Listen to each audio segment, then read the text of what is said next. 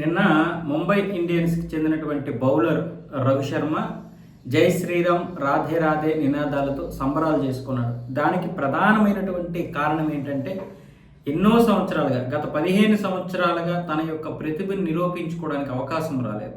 గత సంవత్సరం కూడా ఐపీఎల్కి సెలెక్ట్ అయ్యాడు. ముంబై ఇండియన్స్ 30 లక్షలకు కొనుగోలు చేసింది, కానీ ఆడడానికి అవకాశం రాలేదు, బెంచ్కే పరిమితం అయిపోయాడు. కానీ ఈసారి అవకాశం వచ్చింది.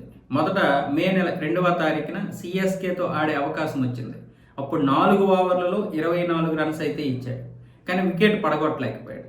ఈసారి లక్నోతో ఆడినప్పుడు మాత్రం మొత్తం 36 పరుగులు ఇచ్చాడు. 4 ఓవర్లో 1 వికెట్ పడగొట్టాడు.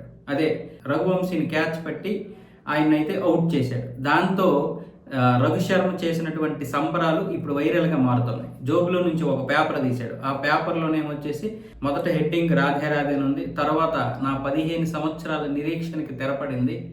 ఎన్నో సంవత్సరాలుగా ఎదురు చూస్తున్నాను ఈ అవకాశం కోసం.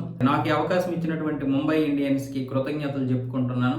మీ అందరికీ కూడా ధన్యవాదాలు. ఈ అవకాశం కోసం ఇప్పటి నుంచో ఎదురు చూస్తున్నానంటూ ఆ లేఖలో ఉంది. లాస్ట్లో జై శ్రీరామ్ అని ఉంది. బహుశా ఇప్పటి వరకు ఎవరూ కూడా అలా చెప్పలేదు. గురుదేవుని దయ వల్ల నా బాధ తీరిందని కూడా ఆ లెటర్లో ఉంది. ఈ విధంగా రఘు శర్మ వచ్చేసి సంబరాలు చేసుకున్నాడు. ఆ పేపర్ని డ్రెస్సింగ్ రూమ్ వైపు చూపించాడు.